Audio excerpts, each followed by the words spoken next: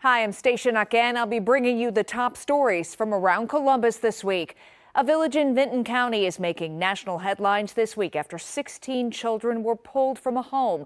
Authorities say they were living in deplorable living conditions, and now 4 adults are facing child endangerment charges. The U.S. Supreme Court struck down President Trump's executive order limiting birthright citizenship, and attorneys in Central Ohio are calling the decision reaffirming. Also, Kroger announced it is acquiring Giant Eagle in a $1.65 billion deal. But the biggest question consumers have is, how will it affect your grocery bill? Let's dive into these stories and more making headlines across Central Ohio.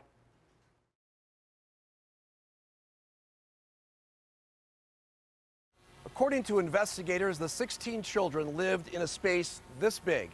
This is a 12 by 12 box. There was no access to restrooms, but this cramped area only tells part of the story. I can still smell. I can't get the smell. I cannot get the smell off of me or away from me. The images from inside this Vinton County home continue to haunt those who are building a case against the people who created it. A large number of people, though, the children were kept in a roughly 12 by 12 area that it seems like is where they've spent the most of the last 4 years. 7 of the children needed hospitalization. 1 is in intensive care in critical condition. It looked like almost feral animals. Investigators say none appeared to have ever gone to school. Some of these children couldn't even speak. The question is, where will these children go from here? How will the state protect them? Who will take them? Otis Corcoran is the executive director of Athens County Children's Services. If what I hear is correct, it's difficult in the fact of what they've gone through, but it's also difficult because of the number of children. So even if these children were totally healthy, it's difficult to place that many children in such a short period of time. He says in cases like this, it tests the system. It does test the system because you got to coordinate, and plus, given the time period, you got to move pretty quick. So getting everybody on the same page, finding out what you need, and having everyone really move into action to make sure we're doing the very best we can for these children.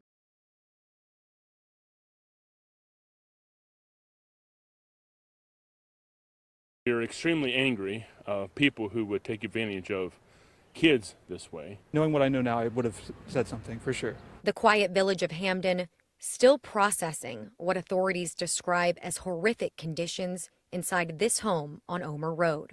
You can see that it's on a railroad bed and it's on a dead end. There's really no houses around it. So I think that's maybe how they got away with it. Ralph Henneman has lived in Vinton County for more than 2 decades. And I don't think I've ever went down this road.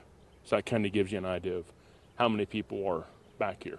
I spoke to an employee at the Dollar General less than a mile from the home who says he regularly saw Gary Siders Jr.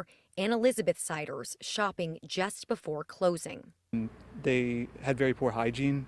Their clothes were always in a lot of disarray.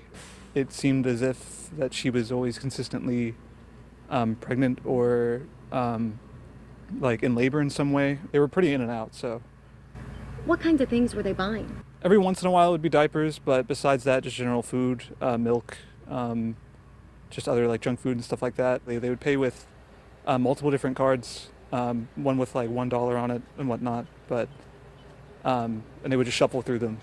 Now he says he's left wondering whether there was something he could have done. And it makes me question my own actions, whether or not I should have asked them about it consistently, either not asked about their hygiene or see if they needed anything, or anything I could have done to maybe prevent this in any way, because it looked like there were signs. Others say it's a sobering reminder. It's scary to think that there's monsters that live amongst you.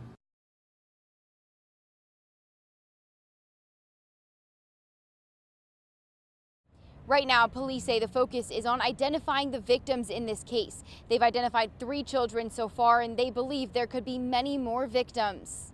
Mr. Nethers, you are here today. This afternoon, a judge set bond at $1 million for 43-year-old John Nethers.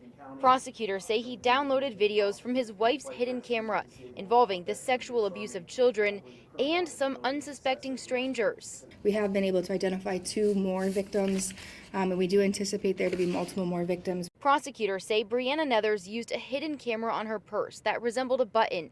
It may have looked something like this. According to the criminal complaint, in one instance, video shows Brianna entering a bathroom in Newark with her purse, then leaving and coming back with a 13-year-old boy. Prosecutors say the video shows her performing a sex act on the child. In another instance, police say she set up her hidden camera in another public restroom, angled it at the stall, and captured a 30-minute video of several women and children using the restroom. Police say one of the instances dates back to 2024, and it's unclear how long the behavior may have continued. According to prosecutors, Brianna and John have been together for 6 years since she was 18 years old. Police confirmed John Nethers works as a photographer. His Instagram account includes boudoir-style photos of adult women. Right now, the big question is which bathrooms these hidden cameras were placed in. Police say they're not ready to share those details yet. We just know that they were public restrooms around Licking County. Police say they'll share more details about this case later this week. Reporting in Licking County, Carla Rogner, 10 TV News.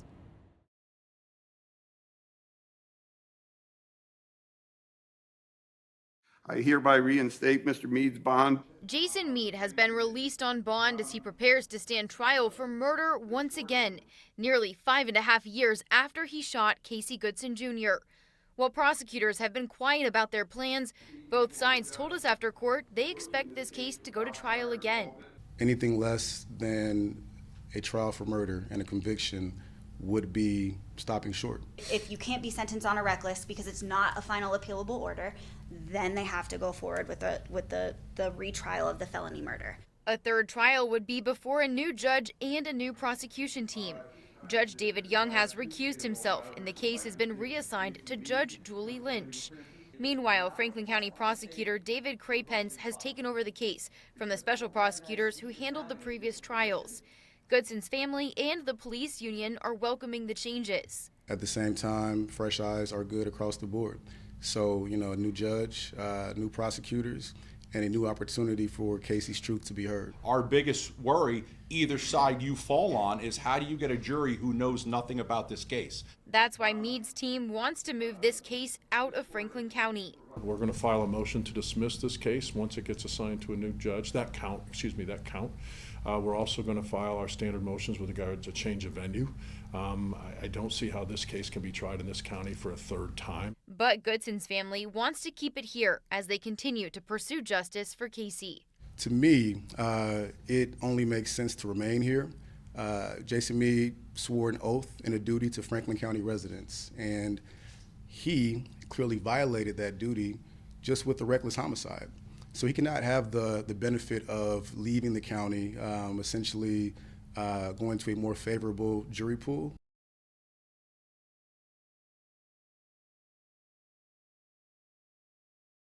For Liliana Vasquez, and I'm an immigration attorney. Tuesday's Supreme Court decision on birthright citizenship was a no-brainer.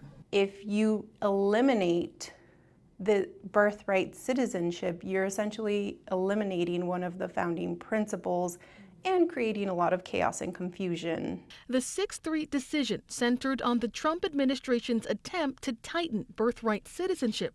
Under Trump's executive order, children born in the U.S. would not automatically receive citizenship if their mother was in the country unlawfully or temporarily, and their father was neither a U.S. citizen nor a lawful permanent resident. And more specifically, the SCOTUS ruling looked at whether or not the executive order violated the 14th Amendment, and the majority opinion was that it did.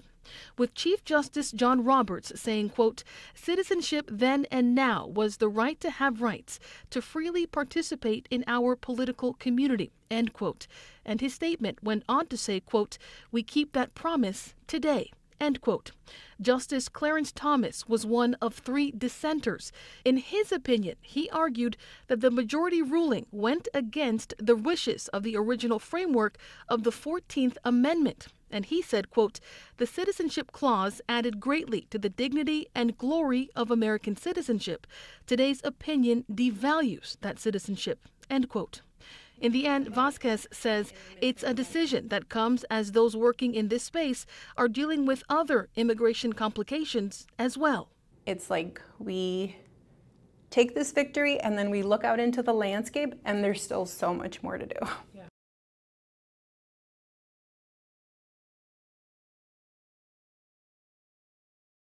In July of 2025, he was perfect. The Slatkoffs say they thought they'd found the perfect childcare solution for their second child, Smith. We thought we found a diamond in the rough. At just 4 months old, he was too young to go to his sister's daycare, but they say teachers there referred them to a woman who watched many of their babies at her Delaware County home. And the Slatkoffs say everything was going great until Kelly got a call in early September. And she was just frantic. It was hard to even really understand what had happened. She just said, he's going to the hospital. There, they learned that 6-month-old Smith suffered a brain injury. He died 2 days later. According to the Slatkoffs, a medical examiner listed his death as undetermined. She had put him in the basement where the toddlers slept, and their pack and plays had blankets and pillows. And unfortunately, I think how she would have sat him in there made it easy for him to roll to his side and not easy to roll back. The Slatkoffs say they don't know how long Smith was down there, and the case was eventually handed over to Child Protective Services in Delaware County. They let us know, I think it was in October, that she was found with a substantiated charge of child neglect. And what our concern was, well, what does that mean? We're not saying the woman's name because at this point she hasn't been charged with a crime. And the Slatkoffs say that was their first shock. And the second shock? That came when they realized that parents searching state daycare records would never see this case because the woman wasn't licensed. We sat down with child care expert Dr. Catherine Glenn Applegate to understand why. If you're caring for fewer than 6 children within your home, there's no requirement in the state of Ohio to have a license. When you're not licensed, you're not in a database, there's no checks and balances in that regard. And here's why Dr. Glenn Applegate says it's tricky to police these kind of childcare providers who fall under that definition. I think it's a really hard line because when is it, if you might have a grandma taking care of their grandkids. Is that acceptable? What if she takes on the child who lives next door too? Is that acceptable? She added that they can be a helpful and safe childcare option for many families. The question the Slatkoffs have now is why there isn't a way for the public to track any CPS records attached to their care. What does justice look like to you both in this case? I think justice for Smith is really accountability. We really want to see some sort of change, especially around CPS and the access to these records. It's a question I have also asked to the State Department of Children and Youth, and I'll have their full answer on our website, 10tv.com. In the meantime, if you're looking for licensed childcare or if you're a provider in need of training, you can also find those resources through Action for Children on our website as well. Reporting for 10TV, I'm Rochelle Aline.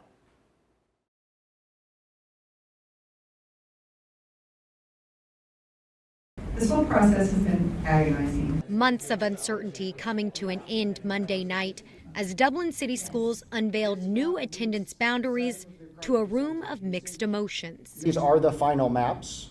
They do not require Board of Education approval, and these will be the attendance boundaries beginning with the 2027-28 school year.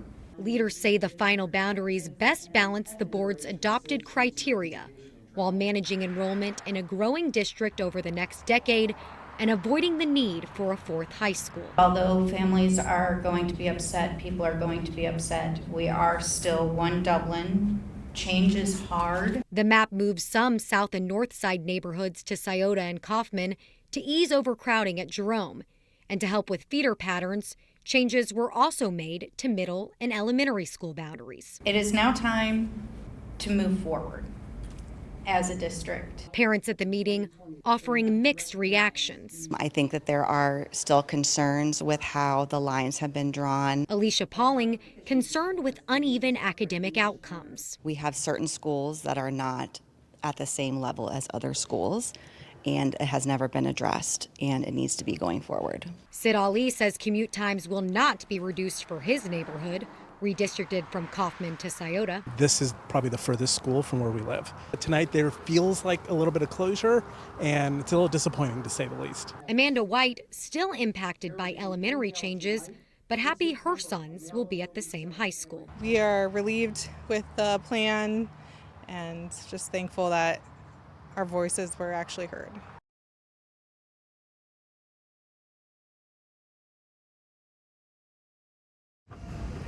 When it comes to saving money on your future grocery bill, the sale of Giant Eagle to Kroger has raised questions about whether the sale will lead to higher food prices. Sam Silverstein covers the grocery market for Grocery Dive. Given how competitive grocery is, and given the pressures that Giant Eagle is facing, as many grocers do from Walmart and other companies, I think that if anything, Giant Eagle will become better able to lower prices if this merger takes place. We did some comparison shopping to see which store offers the best prices. We chose these 6 foods. Kroger came out on top by saving customers $2.66. Those who study the industry say with competitors like Aldi, Walmart, and others, the merger could benefit shoppers in the end and help Giant Eagle maintain a competitive edge. When you bring that to the Giant Eagle picture, Giant Eagle will be able to compete better with big companies like Walmart.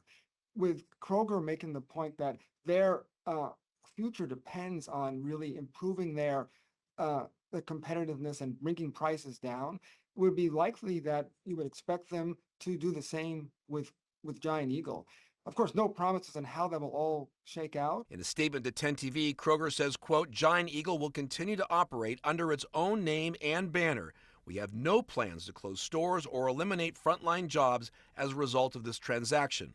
We anticipate a limited number of store divestitures as part of the standard regulatory review process. Kevin Landers, 10 TV News.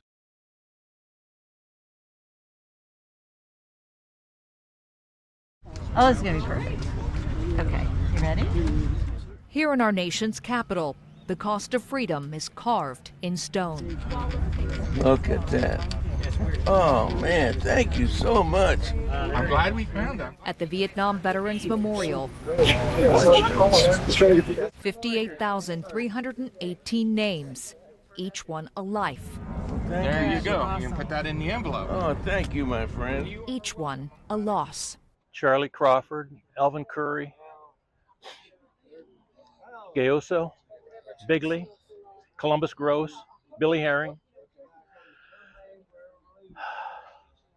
I remember their faces, and they were just young guys, and they'll never age, you know. And yeah, that was just a bad day. The names continue down the wall, and so do the memories. Rick Hausman, and he went to Hilliard High School. Can we see your etching? He went in the military, I went in the Navy. Yeah, it's okay. Never saw him again. So. The wall honors the fallen, but for those who served beside them, Get a little sleeve to keep it safe for you, okay? the names never left. It's Philip Looney. Tell us about Philip.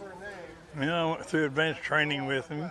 We were on the firing range. He taught me how to shoot. And they sent him to Vietnam as a sniper over there 2 days and got killed. What does it mean to find his name and walk away with that name in your hand in this way? Really important to me.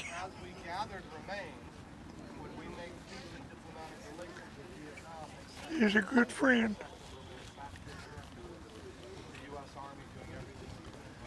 And I really cared about him. Choked me up. I think about him all the time. These Vietnam veterans are experiencing a welcome home they didn't receive the first time. Cheers for those who served, and remembering the fallen who can't be here to hear them. it's emotional. It never happened in 50-some years, you know. And to see people, thanking us for our service is just beyond description. Yeah, it's amazing. That's a wrap on this week's edition of Around Columbus, your look at the stories shaping Central Ohio.